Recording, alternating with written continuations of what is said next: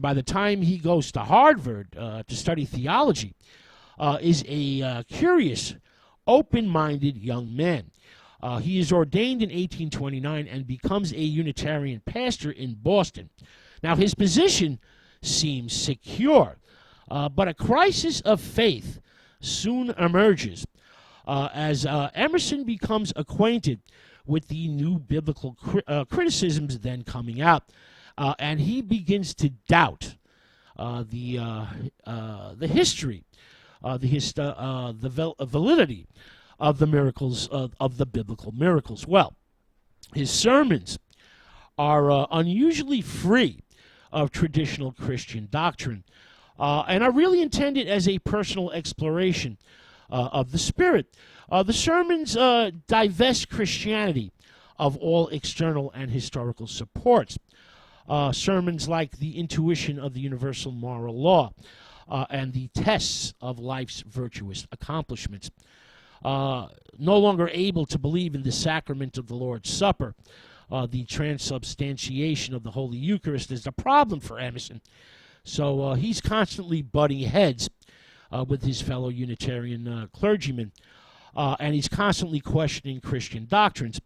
Now, his beloved wife, Ellen Louisa Tucker, which is his childhood sweetheart, dies in true Gothic fashion of tuberculosis, i.e. consumption. They're married less than 2 years. She dies suddenly, and Emerson is overcome with grief and quickly resigns. He's depressed, dejected, and uncertain of his prospects. So he decides to go to Europe, and he visits England, where he meets such literary renegades as Coleridge, Carlyle, and Craigen Putnam. He makes lasting friendships and establishes correspondences that will last his entire life. Now, upon returning to Massachusetts, Emerson's interest in the East blossoms rapidly, and he expands his reading in the Asian classics. By 1845, references to Eastern spirituality and philosophy were everywhere in his journals, and henceforth, Asian quotations would sprinkle his writings.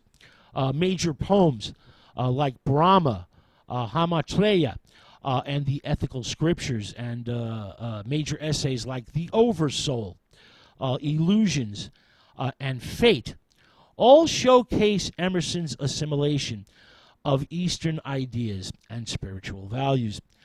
Indian thought, Hindu thought, drew Emerson's deepest appreciation and widest sympathetic interest.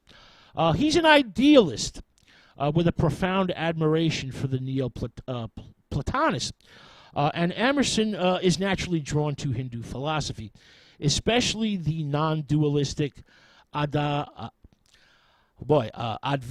Vedanta system. Okay, let me say that again. The Advaita Vedanta system.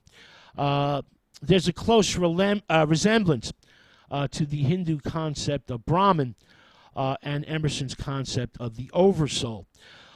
There's also a similarity, a resemblance to Emerson's compensation and to karma, as well as his concept of illusions. It's directly related to the Hindu concept of Maya. These resemblances are nothing less than striking. He quickly assimilates Hindu formulations into his own thought. Hindu philosophy and spirituality deepens and widens Emerson's own ideas rather than formulate them. In Emerson's later writings, it is practically impossible to separate the Eastern and Western components. Indian monism and Western idealism, the Hindu Atman and the Western self, Eastern mysticism and Neoplatonism. They're all amalgamated and transmuted into Emerson's transcendentalism. Now, after Hinduism, Emerson was most attracted to the Sufi Persian poets and Chinese ethical thought. He was inspired by the beauty and joyfulness of such writers as Sadi and Hafiz from the 12th and 13th centuries. Mystical classics like The Orchard, The Rose Garden, and The Divan. They feature playful prose and verse that are filled with stories, short poems, advice, personal anecdotes, and humorous reflections, combined with elements of Sufi mysticism. They manage this poetry, these books, manage to give conventional religious subjects a unity of symbolism and a subtle freshness that Emerson, much admired. Emerson may have been repelled at times by the material tendencies sometimes found in Chinese philosophical thought, but the ethical concerns, activism, and common sense of the great Chinese thinkers won his admiration, and he often quoted from Confucius and the classic Chinese books. Now, unlike his Hindu and Persian Muslim reading, Emerson's explorations into Chinese literature failed to stimulate any major essays or poetry. Sadly, he had no knowledge of Taoism, which Emerson might have found far more appealing and inspirational. Emerson is openly hostile, and he rejects Buddhism. He doesn't like Buddhism, the one major Eastern philosophical spiritual system that never really enjoyed his favor, perhaps due to the Herculean task of translating or explicating Buddhism to Western audiences.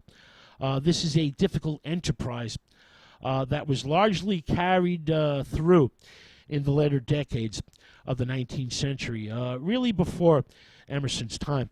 Now, Emerson links the concept, literally before, after Emerson's time, not before Emerson's time. Now, Emerson links the concept of inevitable, irresistible fate with Buddhism, and he rejects its implied quietism and pessimism.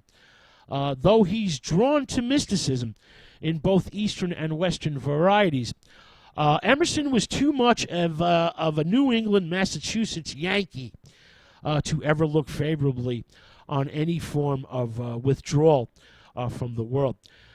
His essays often urge the role of freedom in our lives, the choices that we all make.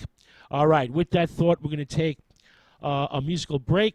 When we return, we will continue our examination